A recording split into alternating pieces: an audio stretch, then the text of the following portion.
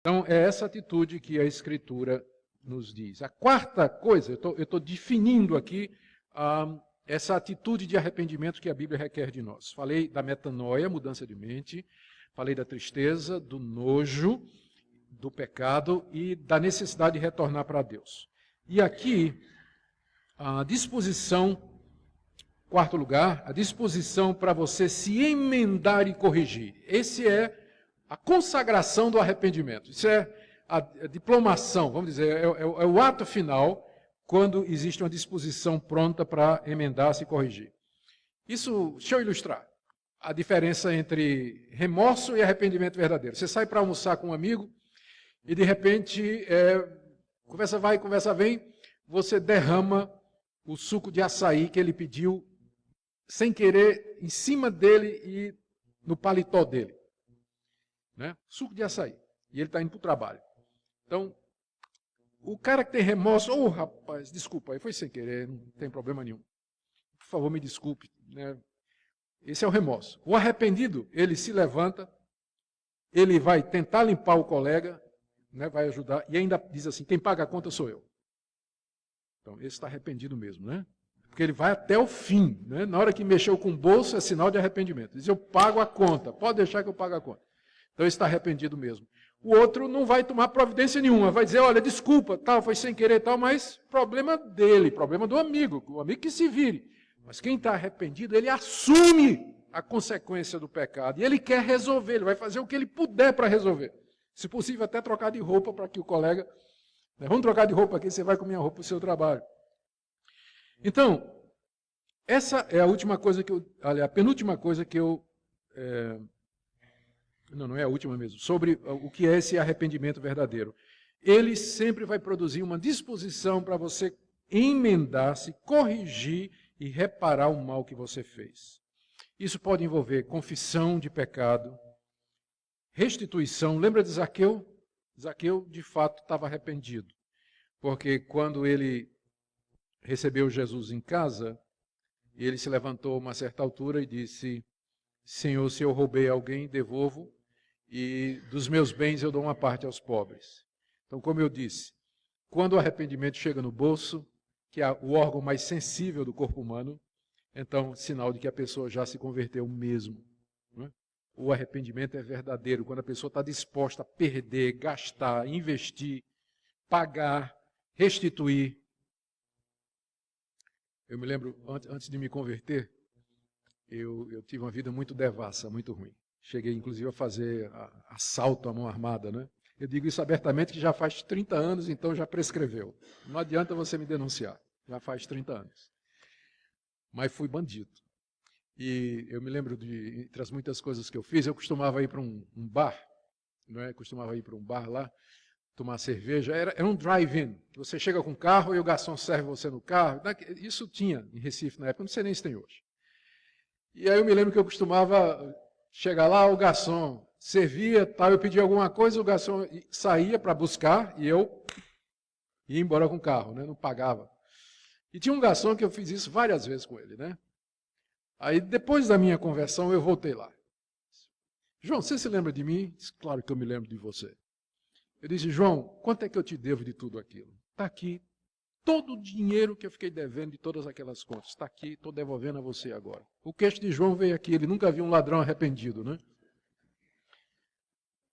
Eu me lembro que eu fui a um posto de gasolina em que eu tinha assaltado, procurar o dono. Eu vendi um carro que eu tinha. Quando eu me converti, foi conversão e chamado. Deus me chamou para pregar o evangelho. Tinha uma parte da Bíblia que eu não conseguia pregar, que era a história de Zaqueu. Como é que eu ia pregar na história de Zaqueu? Então só tinha um jeito de eu poder pregar na história de Zaqueu. Eu fui lá no seu Luiz, o dono do posto, disse, seu Luiz, quem assaltou seu posto aqui fui eu. Eu vendi um carro, tá aqui. Naquela época eu tinha, lembra da inflação? Então, né? Eu tive que vender um carro e eu fui disposto, inclusive, a ser preso, porque foi um ano depois. Meu pai era advogado, já faleceu.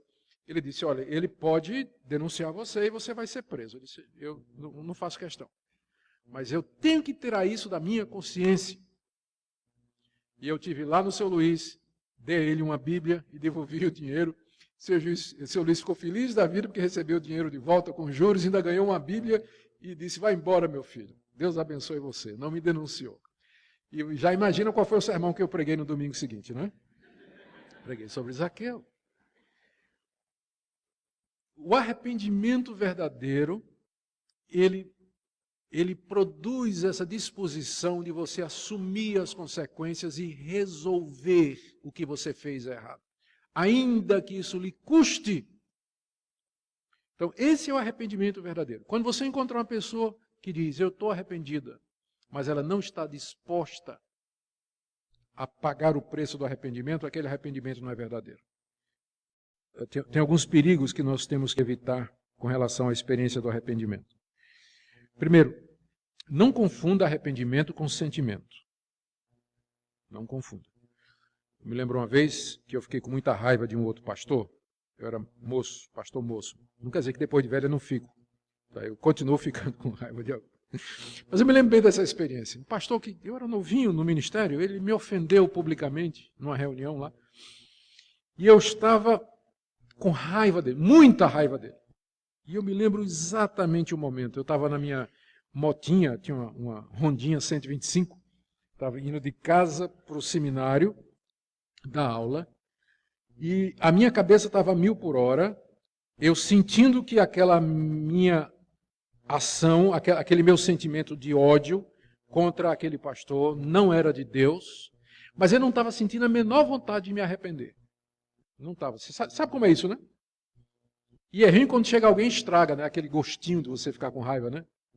E Deus estava querendo estragar aquele meu prazer secreto de justiça ofendida. Não é isso que acontece? Às vezes a pessoa ofende a gente, você se sente ofendido, né? E você se sente no direito de ficar com raiva. E quando chega alguém e faz você perdoar a pessoa, ela estragou, né? Aquele gostinho que você estava sentindo de ficar com raiva. Então eu estava pilotando a moto, indo, e Deus na minha cabeça, até que eu entendi, eu tinha que me arrepender. E eu disse, Deus, eu perdoo esse pastor agora. Não estou sentindo a menor tristeza, não estou sentindo nada agora. Mas eu sei que eu tenho que fazer isso. Então eu quero perdoá-lo agora. Eu estou arrependido dessa raiva que eu estou sentindo e eu quero dizer que eu o perdoo agora. Não demorou, não cheguei no seminário e a raiva tinha saído do meu coração. Você não precisa esperar sentimento, porque arrependimento é uma decisão, é uma atitude que você... É uma mudança de mente, não é questão de você sentir que você tem que perdoar, você sentir vontade de perdoar, você tem que pedir perdão e se arrepender, porque Deus diz que você tem que se arrepender. E nem sempre a gente tem vontade de fazer o que Deus diz, a gente sabe que está ali e sabe que tem que fazer. Então não fique esperando sentir vontade de se arrepender. Se arrependa, é uma atitude que você toma, é uma decisão que você toma, é um caminho que você escolhe. Ué, mas você não é calvinista? Você está falando de escolha, de decisão aí? Virou arminiano, livre-arbítrio, né? Os calvinistas sempre acreditaram nisso, sempre acreditaram na Bíblia, que Deus chega para nós e manda em verdade que a gente se arrependa. É claro que depois que você se arrependeu, depois que você fez tudo certo, você vai olhar para trás e vai dizer, Deus, se não fosse o Senhor que me tomou pela mão e me guiou e fez isso comigo, eu jamais teria me arrependido. Mas enquanto você não olha para trás, você está olhando para frente, você tem que se arrepender. Escolha, decida, é o caminho do arrependimento. Depois você vai olhar para trás e vai ver que foi Deus que levou você a fazer isso, mas no momento você tem que fazer isso. Então, cuidado, não fique esperando o sentimento, é uma decisão que você tem que tomar. Outro perigo aqui é a introspecção mórbida. O que é que acontece? Pessoas que passam por uma profunda convicção de pecado, às vezes correm o risco, que aconteceu no período posterior dos puritanos, de ficar examinando demais o coração para encontrar coisa errada. Eu passei por um período desse quando era novo convertido. Eu tinha uma consciência tão clara da santidade de Deus e do meu coração pecaminoso, que eu gastava, às vezes, horas durante o dia, prostrado diante de Deus, examinando as coisas mais profundas do meu coração para ver se tinha alguma motivação errada, alguma coisa errada para eu poder confessar. E o que acontece? Eu caía num labirinto.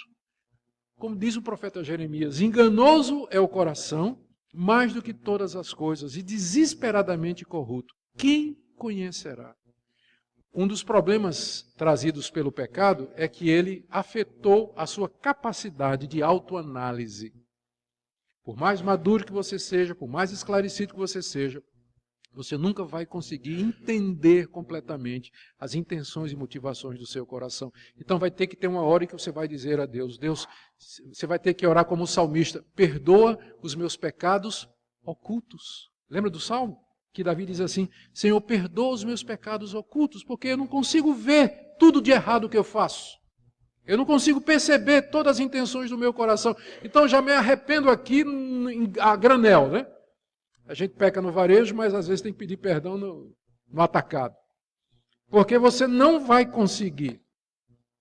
Então resista, não estou dizendo que você não deve fazer uma introspecção. Sim, você deve analisar o seu coração. Aliás, essa foi uma das coisas boas que John Wesley, o pai do metodismo, fez. Quando ele criou os grupos de comunhão, ele tinha um método que aquele grupo seguia. Por isso que a denominação dele virou metodista.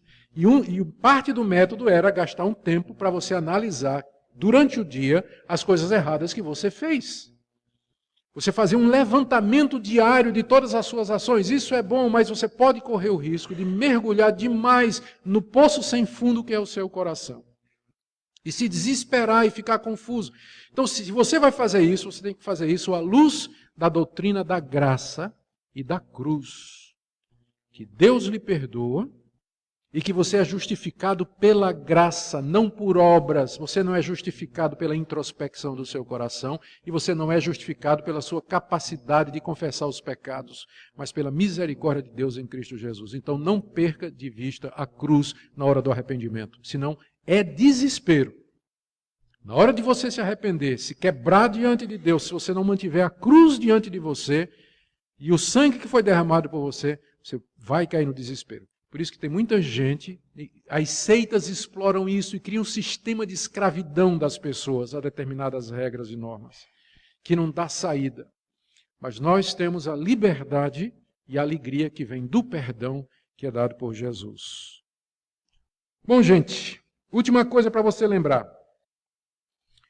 E aqui é difícil. Isso aqui eu até hoje não sei direito fazer a diferença entre convicção de pecado e acusação de Satanás. O diabo é tão esperto que quando o crente cai em pecado, quando ele vê que o crente caiu em pecado, ele vem acusar. O Espírito Santo vem convencer do pecado, mas Satanás vem acusar.